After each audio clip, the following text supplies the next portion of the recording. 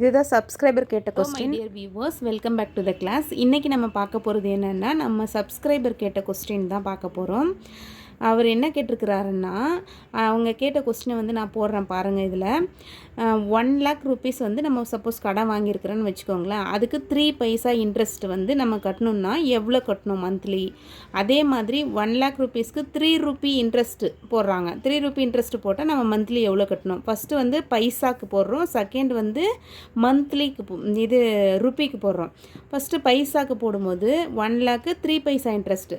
3 பைசா interest என்னதுன்னா 100 rupeesக்கு 3 பைசா இன்ட்ரெஸ்ட்டுன்றது meaning. ஓகேங்களா? First பைசாவை வந்து நம்ம என்ன செஞ்சுக்கலாம், ருப்பியாக கன்வெர்ட் பண்ணலாம். பைசாவை ருப்பியாக கன்வெர்ட் பண்ணால் என்ன செய்யணும், 3/100 போடணும். சப்போஸ் 1 பைசான்னா 1/100, 2 பைசான்னா 2/100 அந்த மாதிரி போடணும். 3/100ன்னு போடும்போது அது என்ன செய்யணும்னா, இது உங்களுக்கு தெரியும்னு நினைக்கிறேன். அப்படி தெரியலன்னா பார்த்துக்கோங்க எப்படி போடுறதுன்னு. இது டிவைட் பண்ணுறது நீங்கள் டிவிஷனில் போடணுன்னாலாம் தேவையில்லை.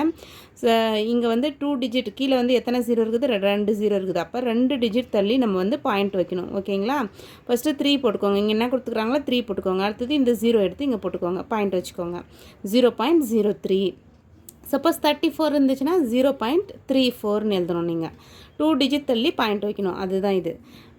அது இப்போ பைசாவை வந்து ருப்பியாக நம்ம கன்வெர்ட் பண்ணிட்டோம். இப்போ ஃபஸ்ட்டு கொஸ்டினோட ஆன்சர் நம்ம போடலாம். 1 lakh இன்ட்டு எப்படி ஆன்சர் போடுறோன்னா, அவங்களுடைய பிரின்சிபல் அமௌண்ட் எவ்வளோ அந்த அமௌண்ட்டை நம்ம இங்கே எடுத்து போட்டுக்கிறோம். 1 lakh இன்ட்டு என்ன கொடுத்துருக்குறாங்க, 3 பைசாக்கு இன்ட்ரெஸ்ட் கேட்குறாங்க. அப்போது என்ன எவ்வளோ ஆன்சர், அது ருப்பியாக கன்வெர்ட் பண்ணிட்டோம். 0.03 டிவைடட் பை 100. இன்ட்ரெஸ்ட்டுன்னு போடும்போது நம்ம என்ன செய்யணும், டிவைடட் பை 100ன்னு போடணும். ஈக்குவல் டு இப்போ இந்த 0வும் 0வும் 2 0 இருக்குது, இங்கே 2 0 கேன்சல் பண்ணிடலாம். 1000 இன்ட்டு 0.03 இது ரெண்டும் மல்டிப்ளை பண்ணி பாருங்கள், 30 வரும். 30 rupees. ஓகேங்களா? இப்போது இது வந்து என்னது, பைசாக்கு 3 பைசான்னா 1 lakh 3 பைசா இன்ட்ரெஸ்ட்னா நம்ம மந்த்லி எவ்வளோ கொடுக்க வேண்டியதாக வரும், 30 rupees கொடுக்கணும். ஓகேங்களா? அதுவே சப்போஸ் 1 lakh 3 rupeesன்னு சொல்கிறாங்க. 3 rupee ஆல்ரெடி இது ருப்பியில் இல்லை, அதனால் நம்ம வந்து ருப்பியாக கன்வெர்ட் பண்ணோம். இது ருப்பிலே இருக்குது, அப்போ வந்து அப்படியே விட்டுணும்.